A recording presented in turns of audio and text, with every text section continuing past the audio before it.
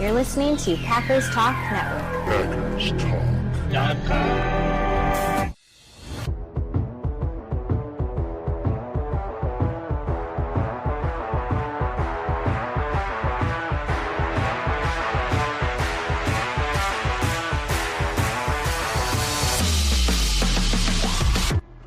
Welcome to the Packers Weekly Podcast, part of PackersTalk.com network. I'm your host, Miles Teddick, joined by your co-host, Tim Hamilton. We are diehard Packers fans, just love talking about the Pack. We are not getting distracted by all the national sports media nonsense. We're sticking to real football, covering the top topics around the Pack every week, breaking down games during the season and sorting through all the draft dreams and drama of the current offseason. If you want to support the podcast, please spike that like button for us. Most importantly, jump on over to YouTube, type in Packers Talk Network. When you find that channel of ours, hit that subscribe button for us. We would certainly love it. Love hanging out with our subscribers every week. You guys are great, getting active in the comments, bringing all sorts of good Packer knowledge. And, of course, now we are deep into draft season, so we've been covering some of the positional classes here for this draft. We've got linebackers and edge. I don't know how important those might be to the Packers draft plans, but we can certainly speculate. And then start off, maybe some reactions to Matt LaFleur's comments today after not hearing from him for a while. But first, of course, let's take care of business. The show is once again sponsored by Wisconsin's own Ticket King. For over 30 years, Ticket King has been providing Packers tickets to Packers fans, as well as Bucks tickets, Brewers tickets, all those tickets like Summerfest tickets coming up. You can find them on the web at theticketking.com or visit their locations in Green Bay and Milwaukee. And remember to support all those local businesses, Wisconsin and otherwise. Tim, good evening, sir. How you doing? Good evening, Miles. I'm doing well. How are you? Not bad. Not bad. We got a couple friends already hanging with us in the comments here. The Chris the Casual In says, why didn't Matt LaFleur MLF address these issues mid-season rather than telling the media late March? What the? Yeah, I know. I feel the same way. Good evening, Daryl. Good to have you with us, man. He says, good evening, Miles and Tim. And yeah, man, so what are your immediate reactions to these LaFleur comments before we dive into the meat of our draft prospects tonight? Because I felt a little bit of a way about these comments.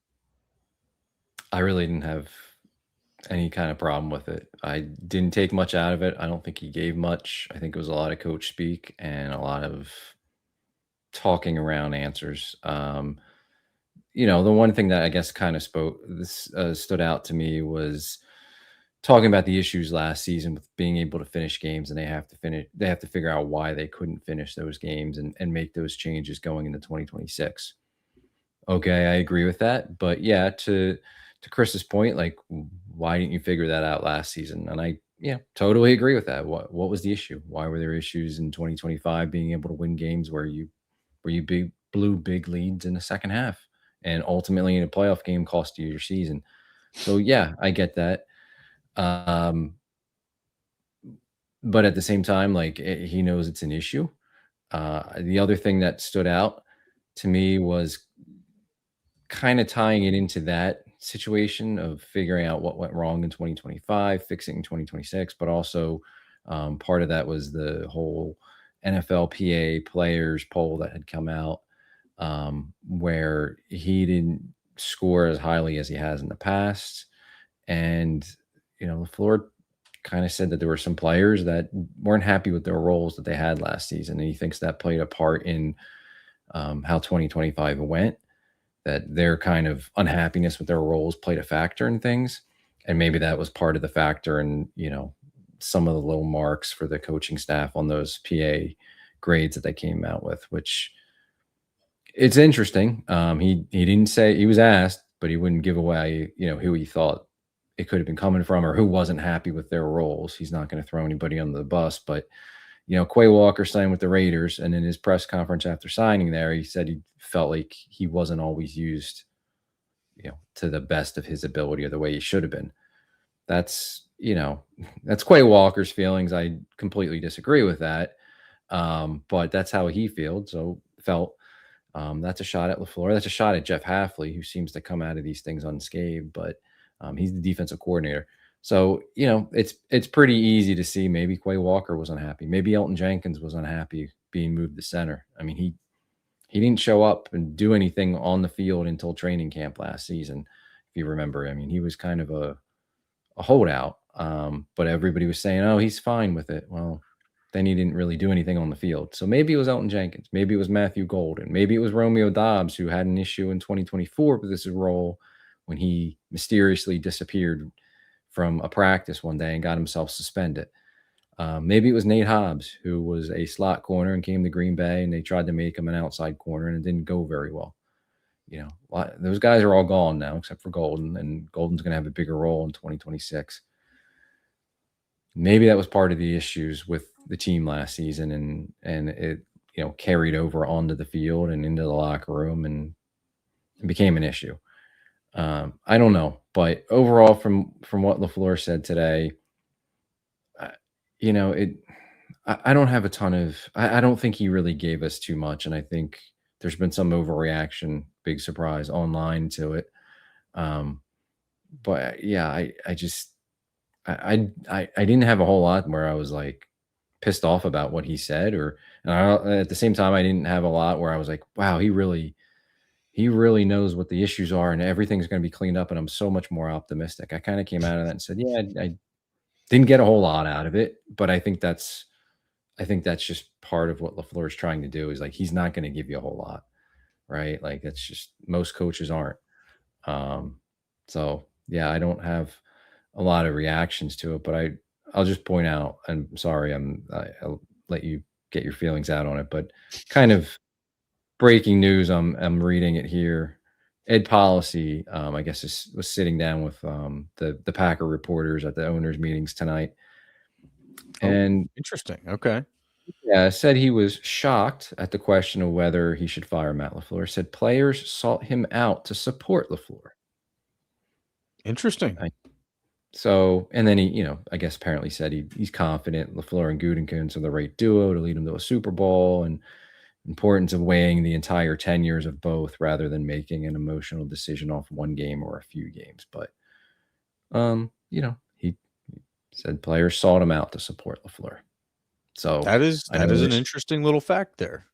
Yeah, so that's a little thing. Kind of goes against the some of the stuff that came out from the NFLPA report cards, and I mean, you and I both made note of it after the season ended, and there were a lot of players, Josh Jacobs, Christian Watson among them, Jordan Love, that came out and supported LaFleur and said how much they enjoyed him as a coach and wanted to continue to play for him. And then his reports came out from the NFLPA, and he scored lower than he has in the past. And it was kind of a red flag, or, an attention seeking thing, however you want to categorize it. So it was interesting, but he's had player support and the policy saying that specifically. So yeah, those are my takeaways from what we heard today from LaFleur. Well, I've settled down on the idea about LaFleur leaving. I'm not here to continue to rail against LaFleur. There was a moment that was emotionally charged, for sure, that I thought it was time for the Packers to move on immediately following that loss to the Bears, and your fifth or sixth massive fourth quarter collapse. Yeah, there was a moment, and I think if I'm going to take something positive away from this, it's that LaFleur felt that his job could be at risk. I think that accomplishes something. He doesn't make that comment if he had full job security and was not worried about it. So I like that he makes the comment and acknowledges, like, hey, there's a world where I don't have my job right now. Possible, certainly. And the gratitude is good. Hopefully what that forces is a little bit more self-review, right? Because we've heard about the self-scouting, we've heard some of these coach speak things. I'd like to see it. I'd like to see results of it. And he did say, you got to start from square one, go back to the drawing board, whatever the terminology he was, basically start over. Okay, but that's kind of coach speaky too. What does that really mean? Like there's guys, you're not starting over with Jordan Love. You're not starting over with the offense. You're not starting over with a lot of guys, So I don't know. Like, what do you mean by that? That would be probably my follow-up question if I was there. But his comments about guys not being happy with their role, see, that's where I start to go like, how much are y'all paying attention to yourselves in the season? Like this was we had kind of a micro version of this concern last offseason, right?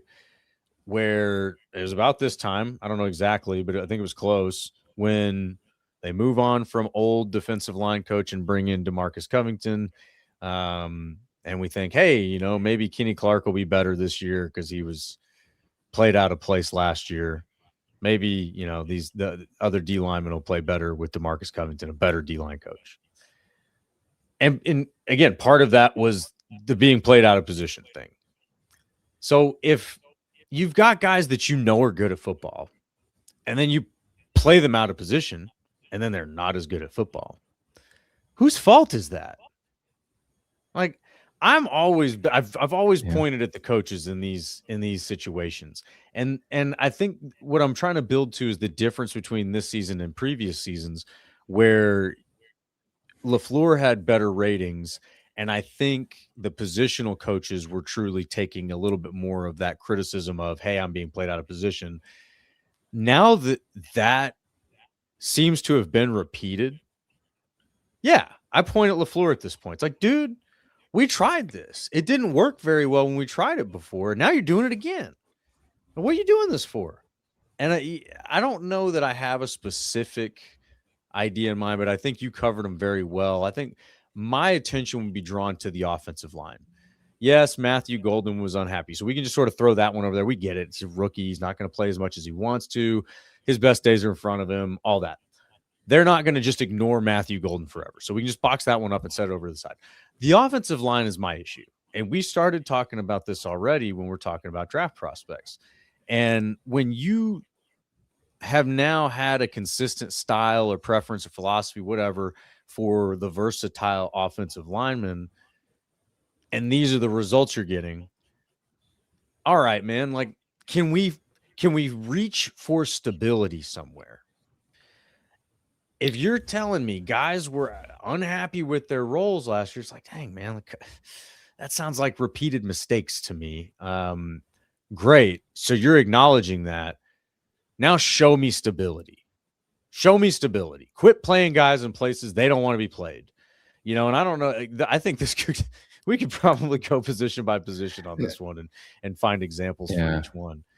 Because there's more popping up in my head. But hopefully what's happening now in, LaFleur's comment about being grateful to be the Packers coach, you're seeing urgency from Gutey. You're seeing some characteristic stretching from him, right? Like the obvious move being Micah Parsons, but the guys that they've acquired this offseason are a little bit different, with Franklin being kind of an older guy.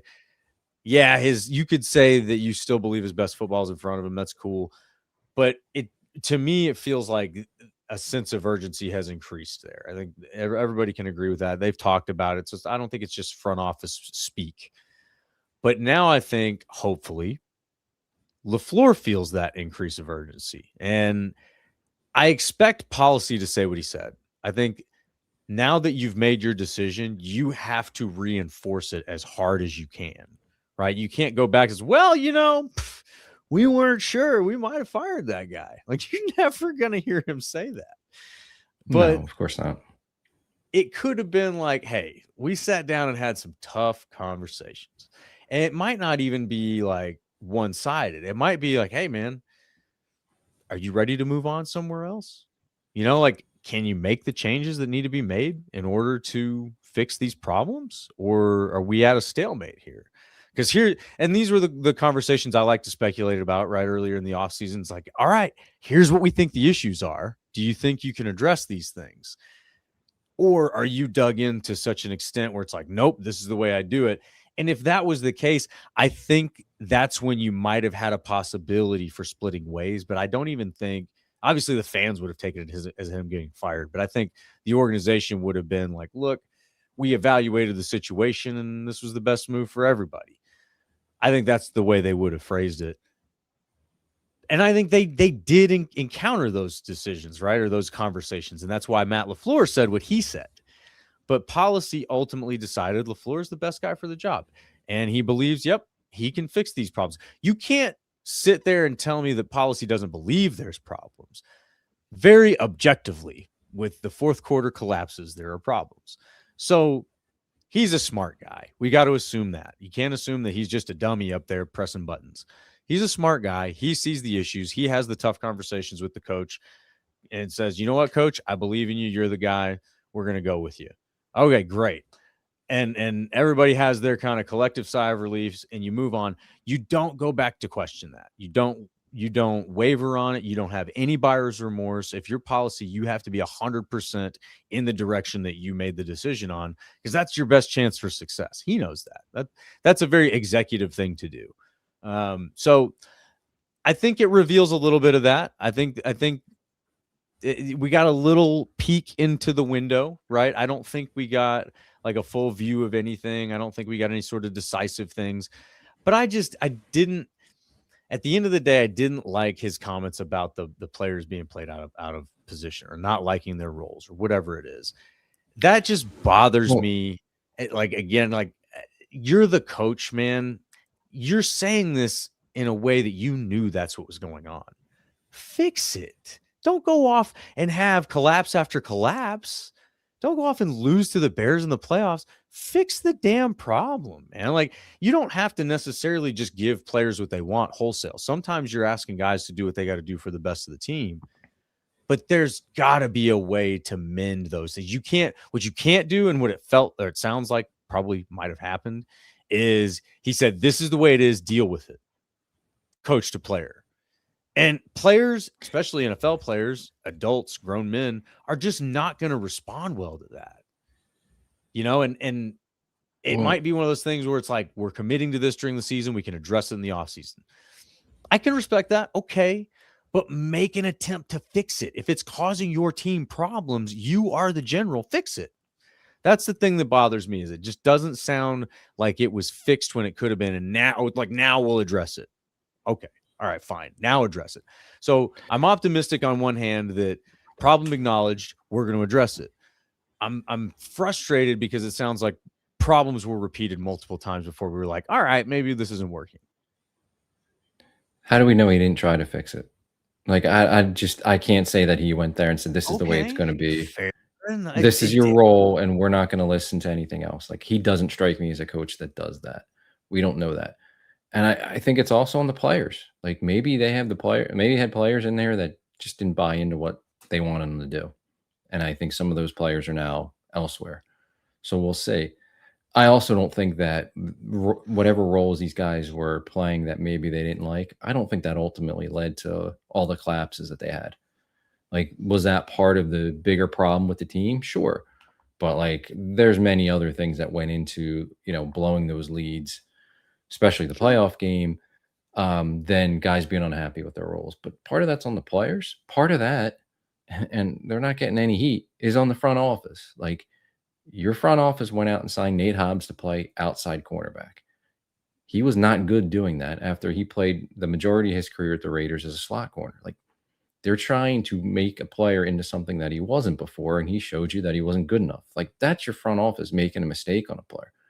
And they were part of it. I'm sure it wasn't just the coaching staff. It was the front office wanting to move Elton Jenkins to center, and then the front office going out and signing Aaron Banks to play left guard. That was all connected. Again, another miss. That's your front office. And Gutey himself said today, like, well, we had to move Jordan Morgan around, and we didn't really, or he didn't really, I guess he didn't say play well, but he didn't really find a spot. And now we're hoping to keep him at one spot, but he didn't say that they were ultimately going to keep him at one spot. It was almost like he kind of left the door open. Like, we hope he stays at one spot. We'll see how it plays out. It's like, are you really about. But that's your GM. That's not even the head coach. Fair enough. Fair enough. So it's all of them. And and you brought up the offensive line and all when you were talking through it, and it's like the versatility thing is great. And yeah, it's cool when you have the 5 best guys and they can play anywhere and we can move them around. But it's almost like they got spoiled by Elton Jenkins earlier in his career because he could play any of the 5 positions. And then they drafted Zach Tom, and he's capable of playing anywhere. And so all of a sudden, they think that everybody they bring in, they can play them anywhere. We're going to make all these guys versatile, and they're going to all learn all these positions. And then it hurts their development. And like, sure, like if you're a reserve offensive lineman, you got to have some versatility, right? It makes sense. But when you show that maybe you're not as good at that position, put him at their best position. Like Jordan Morgan, they tried him at guard as a rookie. Didn't go well, and then he got hurt. What do? They bring him back as a guard again in 2025. And then when he finally got the chance in training camp with Rasheed Walker out, and he got 2 or 3 weeks at left tackle, he played pretty damn well, and he got better over that time to the point where you and I talk about going into the season. I think we at least expected Morgan and Rasheed Walker to be in a timeshare there where they were splitting series like we've seen the Packers do with other linemen. But then, nope, it's Rasheed Walker full-time, and it's Jordan Morgan. Hadn't played guard in 3 weeks, but we're going to put him back at guard to rotate in with Sean Ryan. And that didn't go well. And it was like, gee, we're doing this to a first-round pick. And then by the end of the year, he's filling in for Zach Tom at right tackle, and he actually did okay at right tackle. But it's like you still 2 years into this kid's career, you haven't played him as a full-time left tackle, which was his best position, his position in college. Doesn't make sense. Anthony Belton, yeah, he was a college tackle, but all throughout training camp, they only played him at tackle, where all the projections coming out, or maybe not all the projections, but a majority were like, he's probably going to be a guard, like, or you at least got to try him at guard. And they refused to try him at guard. And then halfway through the season, all of a sudden, there's Anthony Belton playing guard. And it's like, why weren't you doing this from the beginning? So it's stuff like that where it's like, man, like not everybody's Elton Jenkins or Zach Tom where you can move them all over the line. Can you just get your best guys set in their positions? And if they give you some versatility, great. And your reserves better give you that. But can you just develop your guys, especially young kids like Morgan and Belton, at one position so they can learn it and get really good at that? So that's coaching staff. That's the general manager and the front office, like, because they're all together making these decisions, and it doesn't make sense. And I don't think you can just blame LaFleur for like what the roles are. And yeah, he's got to make it clear with the players. Here's why we're putting you in these roles. Here's what we expect of you. Here's why we think it's going to help the team. But it's also on the players to like accept that. And I think some of that, they weren't accepting of that. Quay Walker kind of has shown that with his comments once he signed with the Raiders. And Quay Walker was through 2 different defensive schemes. So I don't want to hear anything about how he was misused in Green Bay, because they've used him multiple ways. Like, dude, you're an okay linebacker. Like, I don't want to hear it. Like, maybe he'll go and he'll be really good in the Raiders and prove me wrong and prove Green Bay wrong. But like, I've seen enough from him. I don't need to see it. So, but it's on the player. Like, accept your role to help your team and be better. Right? Even if you don't like it, you got to accept it and be a team player. And I think some guys do that at times with them. And obviously it was an issue last season where they weren't. But yeah, it's the coaching staff needs to do a better job communicating it, fitting those guys in their roles and making them understand it. And the front office needs to do a better job of acquiring players who maybe fit the roles that they need, or will be, more team oriented, where they're accepting of where you want to play them just because they're about the team's overall goal and the overall, achievement of the team. So it's on everybody. Yeah. So I should definitely make sure I put that disclaimer on there that my comments weren't 100% directed at LaFleur. I put a lot on him because he's the general. He's the leader. And yeah, you go back between him and the front office, totally fair. The front office has their fingers in this too. But once training camp starts, those decisions are more on the coaches than the front office. Now, the whole Jenkins to center thing, totally get it. That's more of a pre-concocted thing. I think the rotation, I put that more back on the coaches, and the hopping around here and there and trying this and that. like especially with Morgan. I think that one's more on the coaches than it is the front office. And so, yeah, that's one. And again, not wholesale on LaFleur, right? Not even on Stenovich. I definitely point the finger back at the position coaches and Butkus, but it's definitely a collective thing because, again, if a problem persists, it's up to the higher ranks to come in and fix it, right? So if your problem is persisting and your offensive coordinator hasn't fixed it, hey, offensive guru head coach, step in, like fix this problem. You have the pieces for an elite offense here, and your offensive line is holding that back. So anyway, let's get on to some of our draft prospects here.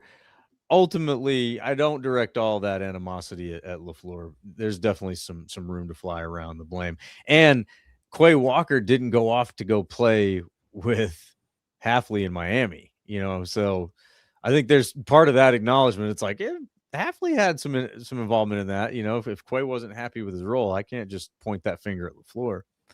And at the same time, John Eric Sullivan and Jeff Halfley apparently, maybe behind the scenes they were making a play to get him to Miami, but ultimately they didn't sign him. So maybe that should tell you how they feel about him too. Yeah. Just saying. Like, because they really wanted Malik Willis. Yeah, they made that happen. Yeah, they made that happen. All right, so we have been trying for a couple of weeks to get the linebackers in. So we're doing linebackers and edge rushers today. So we're going to dive through here for a little over 30 minutes on these guys. I am particularly excited about this linebacker class. I think, for one, it's kind of tough for media and maybe the more casual fan to get excited about a linebacker class because it's not as flashy as a DB who makes a lot of picks, or an edge rusher who gets a lot of sacks, or a receiver who's has got the yards, and a running back who can just take off for 99 yards and outrun the whole defense. Like, those things are very fun to look at. Quarterbacks, it's easy. Oh, he threw for 5,000 yards and 100 touchdowns. Those things jump off the page at you. It's, I think, more difficult to see linebackers, and I think safeties fall in this too, and maybe like the whole center of the defense with the interior D line. I think it's harder to see when those positions are very good at their job. This linebacker class to me seems very, very good and very deep, right? The top of it, you just call them defensive Megatrons. You just put them wherever you want, right? Play them anywhere on the defense. They're just defensive beasts. They both come from Ohio State. They're freaks. We will never, well, I shouldn't say never. The Packers will not see their first contract. Packers, maybe down the road, like with Micah Parsons, you go off and you get one of these guys. But the top linebackers out of Ohio State in this one, Arvell Reese and Sonny Styles, just, enjoy watching them because they're not going to be Packers. So that's that. CJ Allen from Georgia, I haven't watched him as much, but he's pretty highly ranked up in the kind of the middle to the top half of the first round. So I don't know that the Packers will be in range of him either. We know Gutey loves him some Georgia dogs, but I think that one may be slightly out of reach. And then you come down to Jacob Rodriguez, and this is where the Packers are within reach, and I think, as good as he is, you're talking about a linebacker who is a Heisman candidate, which is just so wild. I don't think people fully appreciate that he was a Heisman candidate and he's the fourth one on this list. And, the top two are just completely in another universe. So I do think that there's a little bit of perspective skewing happening here. But yeah, so Jacob Rodriguez out of Texas Tech is just an instinctive animal, just instincts off the charts. The guy has a nose for the ball. He's always around the ball. He's your team captain. He's just like, he's that dude. So leadership off the charts from what I can tell. I think that if you have smart people in the NFL, I think that guy's got to go in the first round. But there's a lot of projections that don't agree with that think he's going to be probably a second round guy. I just think that this is one you don't overthink. And some GM's not going to overthink it. He's going to end up going at the end of the first round.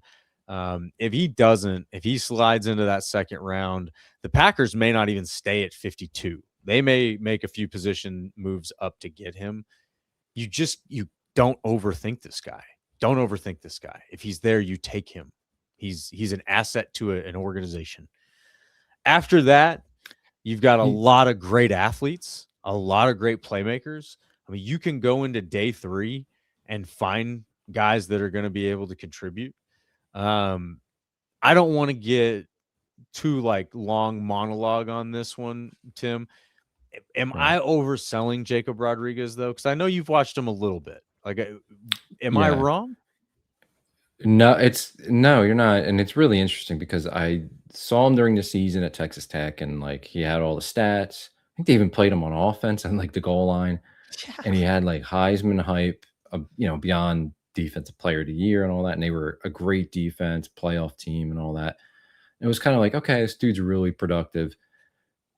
And then I think I saw some draft stuff during the season, and he was draftable guy, but nobody was talking about him as a top 50 guy, maybe not even a top 100 guy. It was kind of okay, he's a good college player. Is one of those guys, at any position where you see him productive and great college career, but then they don't translate to the NFL. So I kind of I just kind of didn't think about him that much. And then he gets to the combine and blows it away with his testing numbers and looking the part. And it was okay, you got to go back and look at this guy again. I didn't expect him to test that well. I thought he'd be an okay athlete. I thought he was going to be one of those linebackers that's really smart and, can call the defense, but not so athletic and, might help you as a occasional starter, special teams guy, something like that.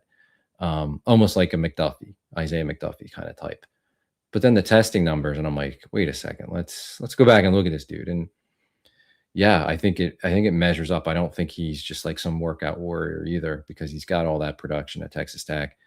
I wouldn't take him in the first round, but I think if you're talking 52 or anywhere in the second round, certainly in the third round, absolutely. From just a Packers perspective, I think linebacker is not an immediate need, right? They went out and got Zaire Franklin to replace Quay. You have Edgerrin Cooper. You still have McDuffie. We have the mystery that is Tyron Hopper going into his third year.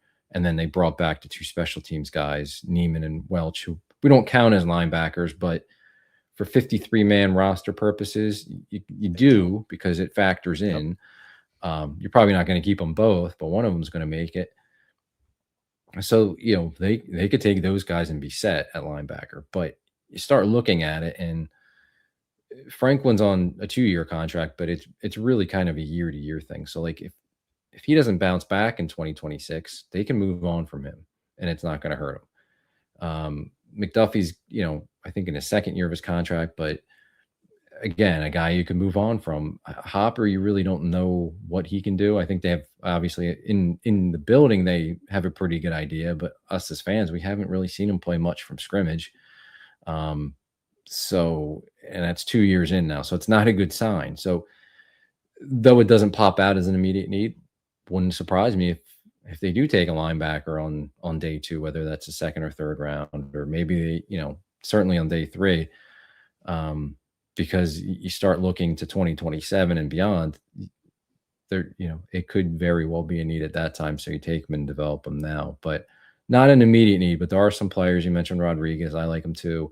I like Anthony Hill Jr. a lot from Texas. Really athletic. Yeah, and productive there too. I think he's kind of and I'm not saying he's Edgerrin Cooper, but I think he's kind of that kind of linebacker where he's going to fly around and be really athletic, and that's great. But I think if you got Cooper, you kind of need a Mike next to him. You need that solid, assignment sure kind of guy. And I think him and Hill would be fun as hell to watch. They're almost kind of too redundant, too much, but I like them a lot. Order. Yeah, exactly. But I like him a lot. I think he's going to go in the second round. The kid from Cincinnati, Jake Gutey, who was an edge rusher, and then they moved him to linebacker, really athletic, got good size, was productive. He's another one I like too. I think I think he probably could be more of a Mike than Hill, but again, I think he might be in that Hill, Adrian Cooper boat where you're like, all right, he's going to be all over the place. Cooper's going to be all over the place. We need a guy to be the stabilizer in there. But yeah, those are the guys that stand out. There's some day 3 guys. The kid from BYU is interesting. Jack Kelly, who's tested really well. He's got good size. I think he's more of a Mike. Later on, the kid from Utah, Barton, or I think I'm saying his name right, Barton. Aiden Fisher from Indiana is another one that's interesting.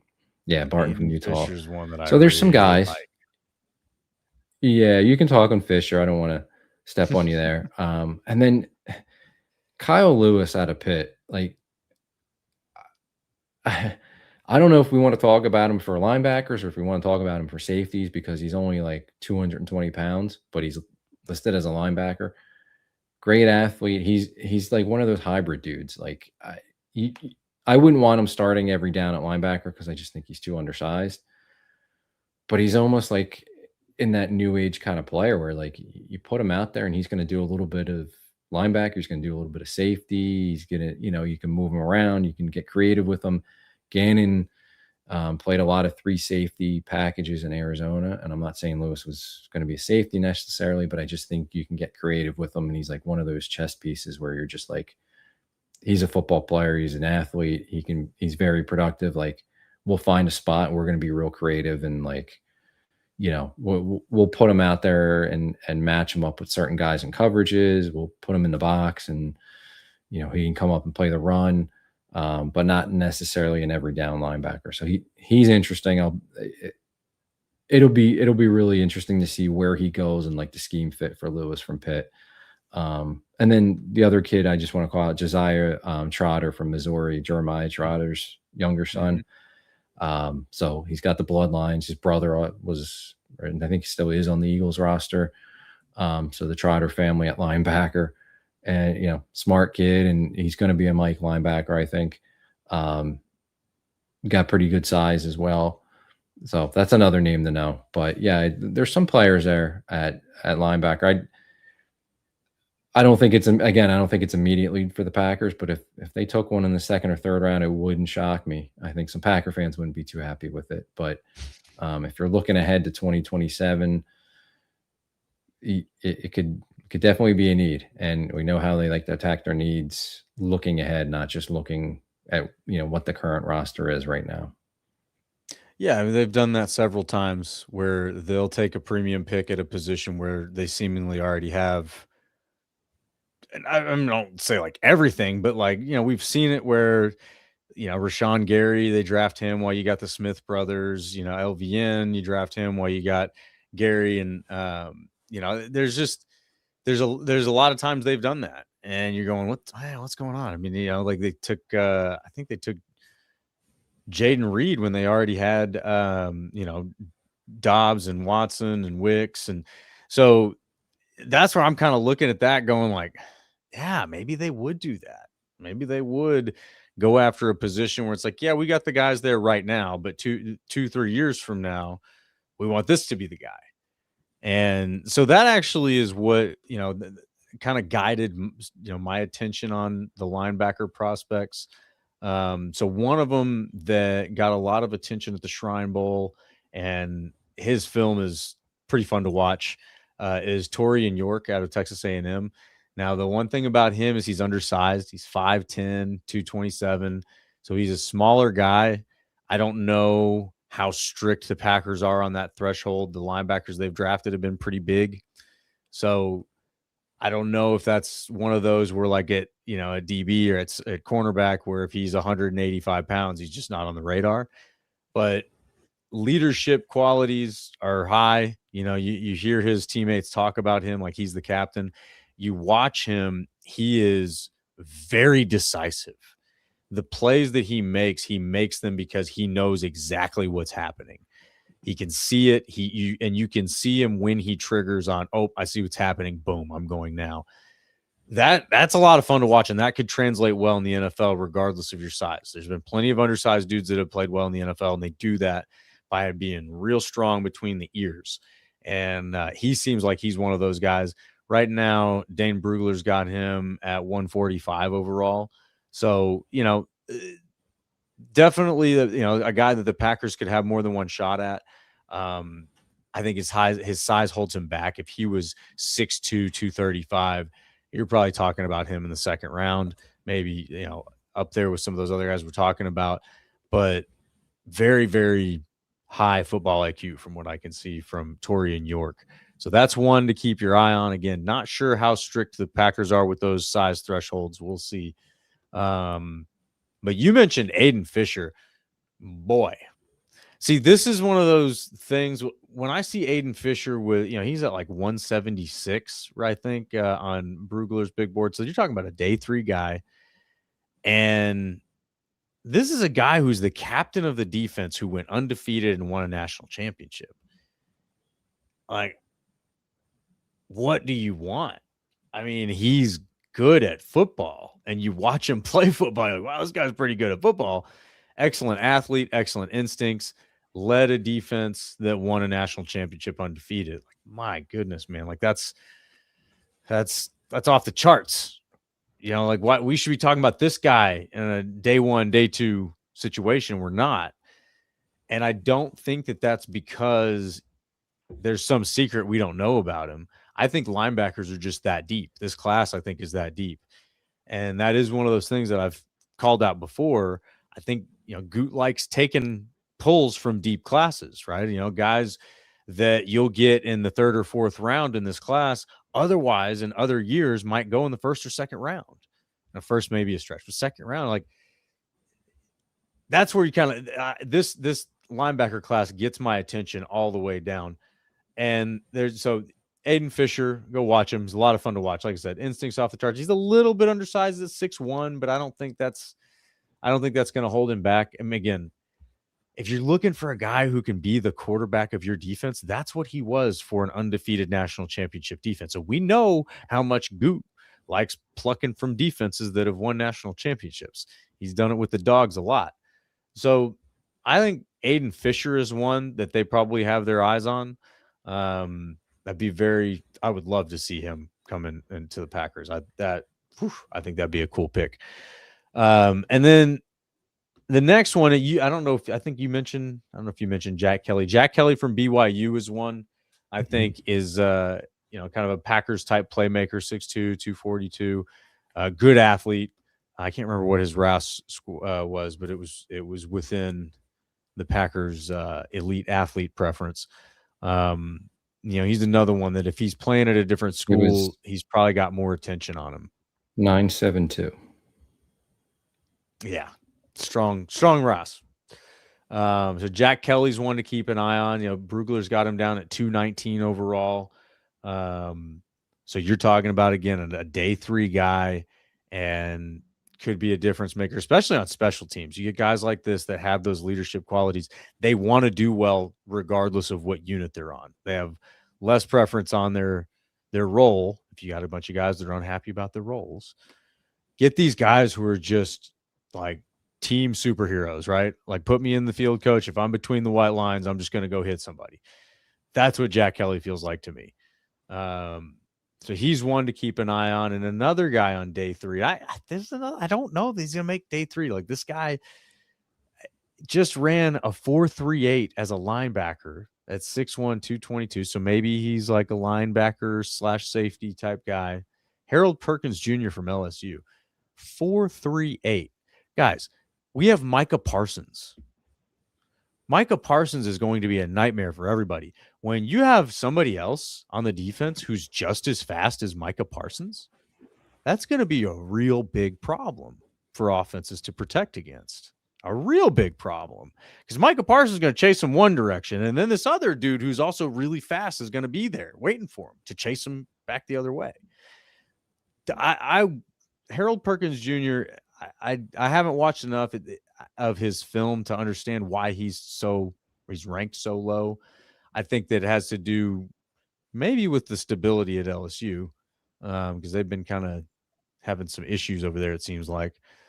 But, he graded pretty well in 2023, as far as PFF goes, went down in 2024, and he only played in 4 games. So it looks like he got injured in 2024, and then 2025 comes back. And from what I can see, has a solid year. Now, he's got kind of a high missed tackle rate. So there may be a discipline issue there, but guy's a freak athlete, and he looks like a fun piece to use in a defense. So that's one of those that you get a guy like Harold Perkins Jr. on day 3, and he's running a 4.38, and you can put him on the same field as Micah Parsons.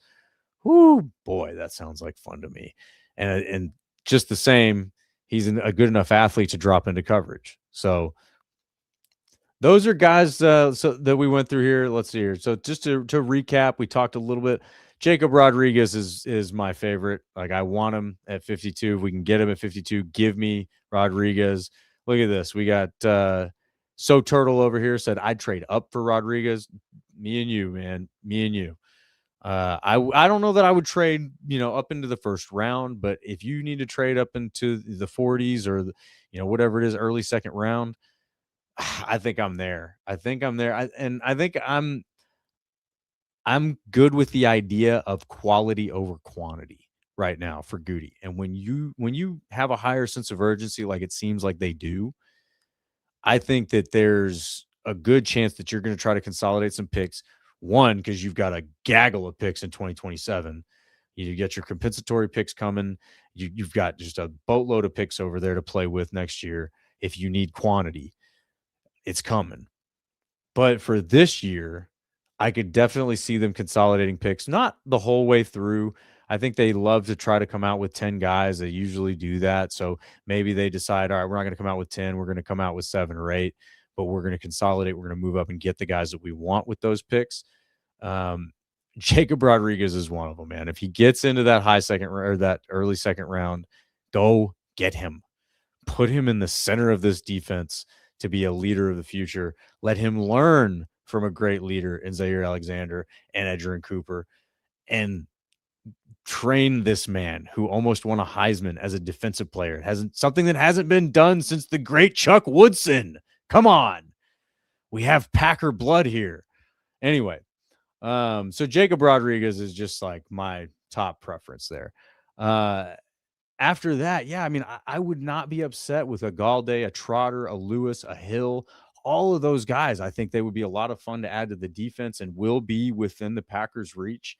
There's a couple other guys we were not even really talking about. I didn't look at as much, but in Keyshawn Elliott, Deontay Lawson out of Alabama, Bryce Becher out of Oregon. I've seen his name flying around.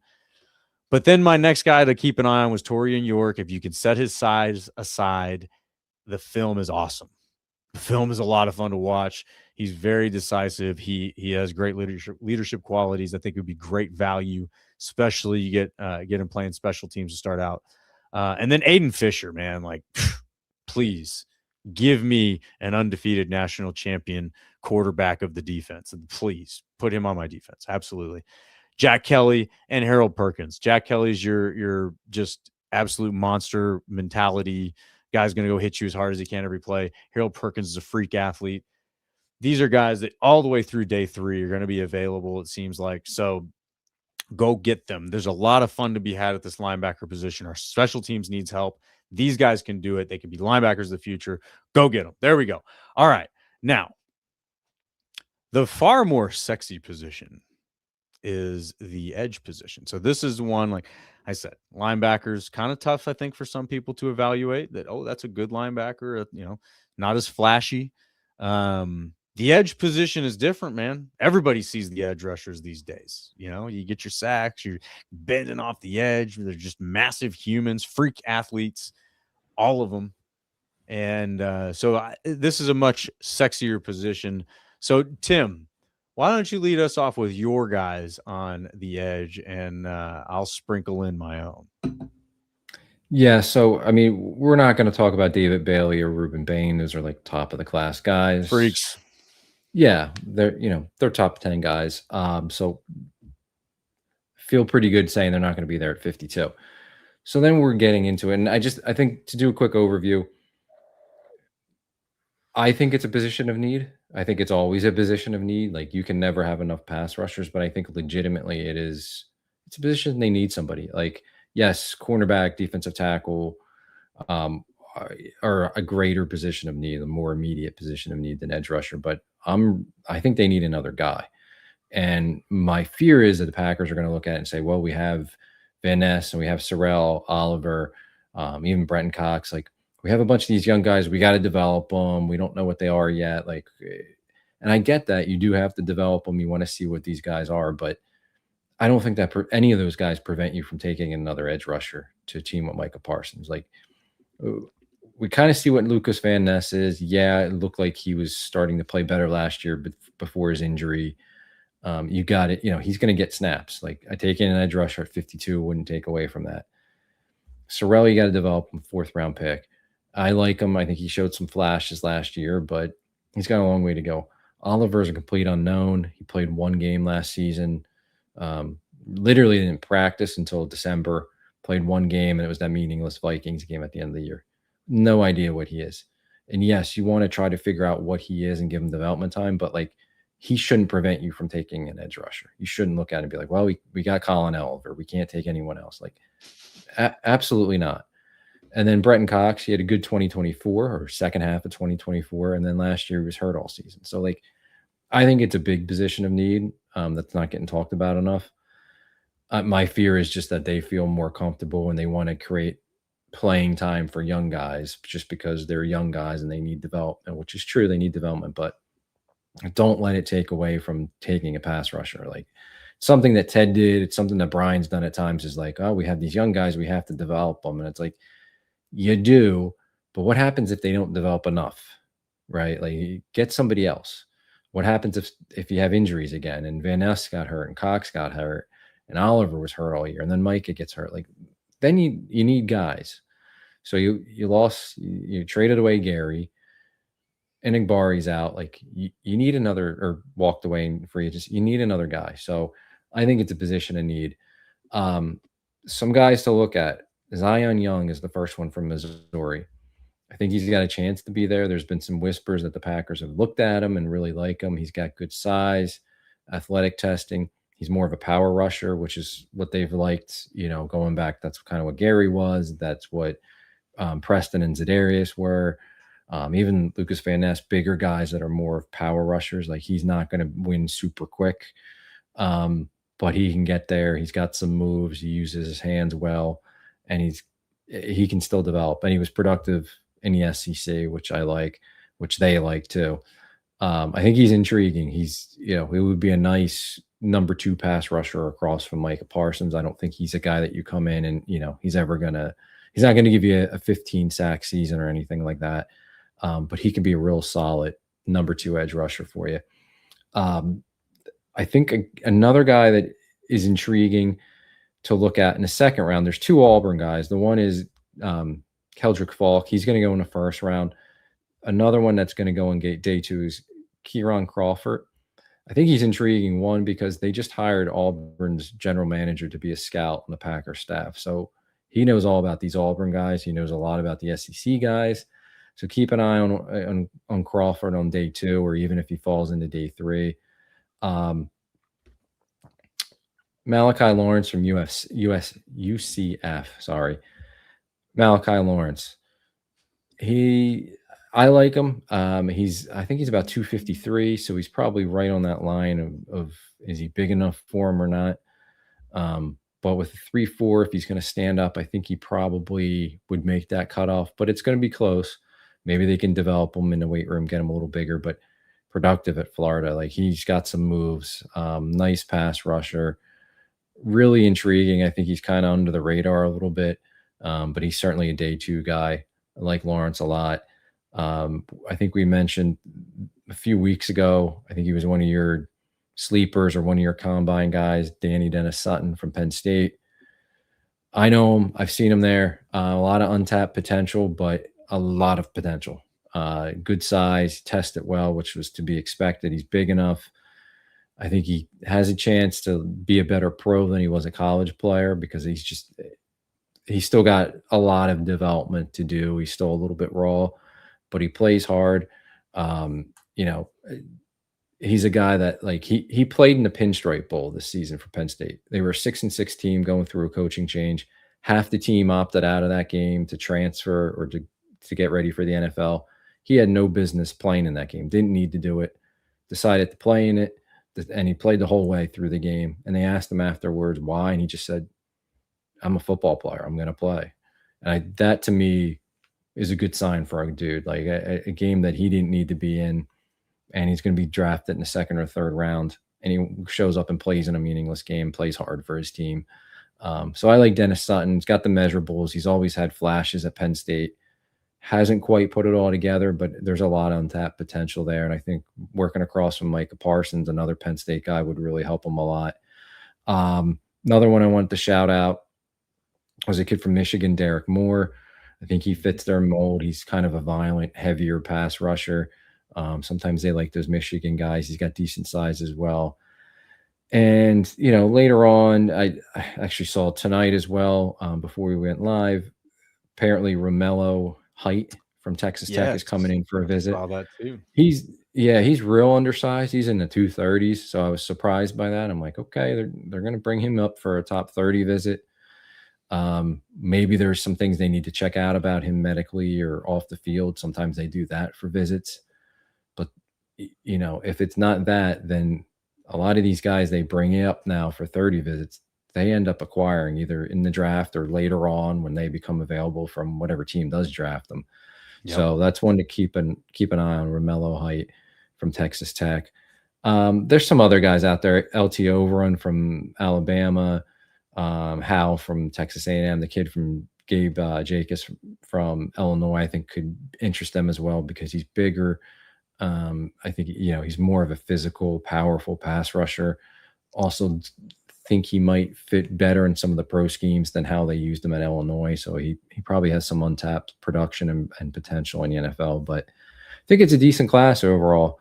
And again, I would love them to take another edge rusher. I think it's a need. I think it's always a need. You can never, ever have enough guys that can get to the quarterback and rush the passer.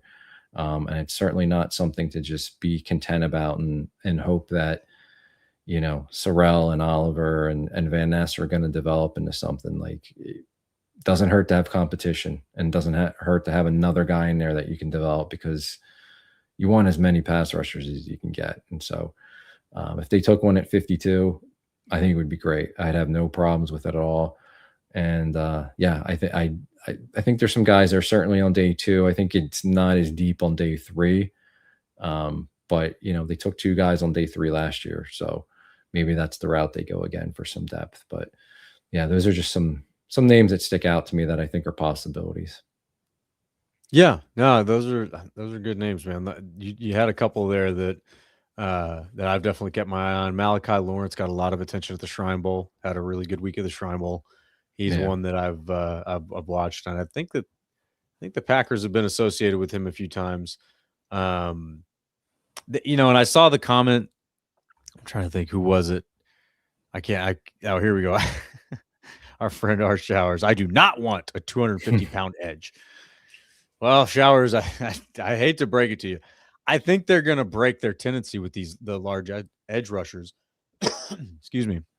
And I think the acknowledgement that they're switching to more of a 3-4 philosophy on the defense is part of that, right? Like, you need guys that can drop into coverage. You need athletes that can move around. So you can't just have that's where I think the guys like Overton maybe are not going to be on the board, because a 6'5", 280 guy, you're just not going to cover as well. That's kind of out there putting, Preston Smith against Justin Jefferson again. That's not the kind of guy you want dropping into coverage, but a Romello Height, maybe.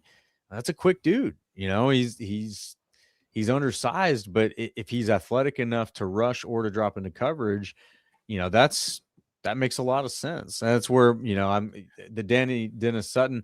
I was watching some of his tape, and my comment about him was that he kind of looked like Rashawn Gary to me. No, he's not Rashawn Gary. Okay. I'm glad to hear that. It just seemed like they're different. Maybe I was just watching the wrong clips, but it seemed like I don't mean that in a bad way towards Rashawn even. Like, they're just different. Like, Rashawn was a bigger dude. Rashawn was 270s coming out, and Dennis Sutton's like 255-ish. And Okay, I well, think they here's just the play differently. 265. So I mean, he's not too far off. He's not 265. I don't know where that's from, Okay. but maybe he did weigh in at 265 at his pro day or something, but I didn't see that if he did. They play differently. I mean, he was Dennis Sutton's a straight edge player. Rashawn Gary coming out, they had moved them all over at Yeah. Michigan. Yeah, I see him at 256, but regardless, they'd Okay. moved them all over at Michigan. Like, they're just different players the way they attack Yeah. it. So I don't think he's Rashawn. But Well, yeah, I mean, he's got questions. He's raw, and he's got a lot of development ahead of him. and I said that kind of, and it was sort of from a small sample, but it really it was about the engagement with the blocker, right? Like when I was watching Rashawn Gary getting frustrated the most with him is when it looked like he was satisfied with getting engaged with the blocker. And some of Yeah. those snaps that I saw from Dennis Sutton, whereas it's like he just spends too much time with the blocker. It's like, dude, that's not the point. Like, get away from him, And so that's where I kind of, maybe it's an indecision. Maybe I don't know. I don't know what leads to that. I've never been a pass rusher, so I don't know. But Yeah. that's what I was seeing, is just a little bit of a lack of motor. Maybe is the way to describe it. Okay. That's fair. Yeah. I think there's Okay. there's games where at Penn State, like, he was all over the field and you saw him in the backfield all the time. And then there were other games where you didn't notice him at all. Right. Like, it's just that consistency, and that I think he's got untapped potential, but like, you need to get it out of him more. Like, he's got to find that, because he's got all the tools, but for some reason it never clicked together. Like, can he do it in the pros? Maybe. And if he does, I think he's going to have a real nice career. But if it doesn't, yeah, he won't last long. So yeah, and I think they're actually, I mean, not to debate it, but I think they're going to stay, or they're going to go back to getting bigger edge guys, because big don't get small. And I think that's historically what they've liked when they've been in a 3-4. Like, that's what Barry ran. They had big guys. They had Preston and Za'Darius, and then they went and drafted Rashawn Gary, who was a big guy. Van Ness is a big guy. They got Oliver's 240. That's real small for them. And even Sorrell, I think looking at Sorrell, he didn't look last season as big as the weight they had him listed at. So maybe he comes back a little bigger this year. And even Mike is looking like at his highlights from this offseason, he looks like he's shredded up. He's jacked, but even Mike is only like 250 now. It don't matter with Mike and what his weight is. He's Micah. He's a freak. But I think they want to stay big. I think they're gonna, if they get an edge rusher, I think it's going to be one of these bigger guys. But maybe you take a shot on, a day 3, like a speed rusher sort of guy too, as well, a designated pass rusher type like Oliver. I don't know, but I don't see him getting too many guys like Oliver that are 240, because and I think even Gutey has talked about it. Like, Oliver is so, like, out of the norm for them, out of what they usually look for. I don't see them swinging that way and getting guys that are 240 to come in here. I think they're gonna stay what they've done, consistently for the most part, which is bigger edge guys. Yeah, and that wouldn't surprise me at all, because you have your fast edge guys already. You got Micah, you got Sorrell, you got Oliver. So yeah, those guys I think they fill that smaller slot, that speedy slot. I think a guy like a Harold Perkins, like I was saying, where he's off-ball linebacker, but maybe you could put him as sort of the 3-4 edge, running a 4-3. Oh boy, that would be so much fun. But he's obviously like the size of a safety. So, there's a lot that they could do. There's a lot of athletes that are going to be available. But yeah, the thing about the bigger edge guys, though, is there's just not a lot of them in this draft. There's a lot more of the guys that are like 250 struggling to get to 250, kind of that 240, 245 range. So like you named a few of them, a few of the big guys. A TJ Parker's listed at 260 here, but he's going to be a first round guy. So, you go down, Gabe Jackus is a bigger one. Derek Moore is a bigger one. We just covered Dennis Sutton, Overton. and now we're getting deep in the list. Anthony Lucas out of USC is listed at 285. So yeah, I don't know. I could see him going both ways because again, there's some freak athletes. There's a lot of guys here. You can basically just copy and paste like 6'3" to 6'5", 250. There's a ton of those guys. And a lot of them are good athletes. A lot of them had, good seasons last year. Nadabe Tucker out of Western Michigan is one of them. He graded at 91.4 in PFF. I mean, that is elite, man. So, it's guys like that if he's going to be available on, day 3, I don't care what size he is, that's a guy that the Packers probably could bring in, would bring in. They love those performance guys that are from smaller schools, that did really, really well. Like I remember when they drafted Greg Jennings, thinking, who the heck is this guy? And he's the NCAA record holder. You're like, what the heck? This is crazy. But, and I think Devontae Adams was too. So, they love those smaller school performers, guys that just go out and they just rack up the numbers. So, Nadabe Tucker, 14 sacks last season. That's pretty stinking good. 41 hurries, and so I hear you. You don't want a 250 edge guy, but that kind of guy, if he's available on day 3, and I don't know what his ROS is, but I think he's also pretty athletic. It's going to be hard to pass up. And the fact that, you can just sort of throw a dart at an Nadabe Tucker and it's like, yeah, he might be there on day 3. It's like, hey, man, like this is a deep edge class. So there's a lot of talent. And, like one that I talked about already, and I, mentioned he had a great Shrine Bowl, Mason Rager. I mean, he was with Wisconsin this last season. I believe he was at Louisville before that. But he had a solid season, 6 sacks, nothing too special. He's got a good PFF rating. 32 hurries, pretty good. Tested, I think he tested pretty well. Or not he wasn't off the charts. I think he ran like a 4.7. But I mean, he had 3 sacks in the Shrine Bowl, man. Performing in the Shrine Bowl is that, I mean, I know it's not the Senior Bowl, but you're still playing against some of the best guys that are coming out. Like they're not slouches. So, when you're a guy who comes and performs at the Shrine Bowl, that gets my attention. I bring up Ja'Cory Krosky-Merritt from last year. He had a great Shrine Bowl and comes in and has a great rookie season in the NFL. And he was a 5th-round pick, I believe. He was not really highly celebrated coming into the league. I don't think there was a whole lot of people drafting him in fantasy drafts. They picked him up later. But, Rager strikes me as one of those guys, like where it's like, hey, this guy might be coming on right at the right time. And, he may not have had an attention-getting season. I mean, Wisconsin had a really bad season this last year, so it's hard to get good attention from that. But he's a sneaky guy, and being available on day 3 is one of those like that could be a real treat. So there's a lot of hope for good talent on day 3 from the edge position. That they come in and add a guy. It's not going to be a guy that you can just expect to get cut in camp or be a nobody. There's some serious talent out there. Another one, I want to give this guy a shout out because he also had a really good Shrine Bowl and has done well in the smaller school ranks. But Keyshawn James Newby from New Mexico, 6'2", 245. So like again, in that area, he's kind of undersized. When he was at the Shrine Bowl, man, he was making plays.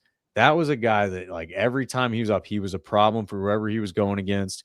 There was one play in the actual game of the Shrine Bowl where I think he ended up getting a flag for roughing the passer, but he almost had a very, very impressive sack. So yeah, there's some real depth, I think, to this position, to the edge group this year. It's going to be a lot of fun because, Gutey's been pretty good day 3. So keep an eye on some of these guys, some of these names that we went through here this evening.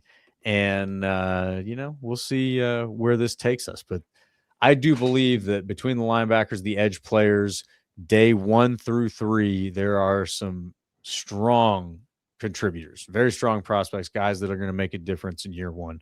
So should be fun. Should be a lot of fun. And then next week, Tim, what did we say we were going to do? Next week's wide receivers and tight ends. Oh, all right. My favorite position. Cool. All right. Well, next week, come on back for wide receivers and tight ends. We may not, obviously, Can't really expect the Packers to do too much of these positions, although I think tight end, there's room for that. The receiver room is awfully crowded. There are still murmurs out there that Wicks could maybe be on the trading block. You just never know. Maybe you're going to package a player to make a move up into the draft, into the first round. Could be. Don't know. But seems interesting anyway. Interesting thoughts. I think the Packers will be tempted to add a receiver from this draft class, but you've got a crowded room, so you got to do something with that. So could be interesting. We're going to talk tight ends and receivers next week. If y'all had fun with us tonight, hanging out, talking draft prospects from linebacker and edge groups, please spike that like button for us. Jump on over to the YouTube channel, Packers Talk Network. If you're not watching us on YouTube right now, if you are, I think you can hit the subscribe button right under the video. So give that a click. There's no excuses not to. It's not going to hurt you. So you might as well. It's going to help us. Tells us you love us. I mean, come on, guys. Help us find more people. Help us find more Packer fans. So if you love the Pack Weekly Pod, tell a friend. Bring a friend next week. We're talking receivers and tight ends. You can even bring those Bears fans and Vikings fans, the Lions fans, if you got them. You know, we'll everybody loves receivers and tight ends. You know, and if we can all have a little bit of an NFC North camaraderie, the NFC North has some pretty badass tight ends. You know, we might have the best group of tight ends amongst all of the divisions of football. We might. Who knows? But anyway, let's talk receivers and tight ends next week, friends. Thank you for joining us this evening on the Pack Weekly Pod. And as always, go Pack.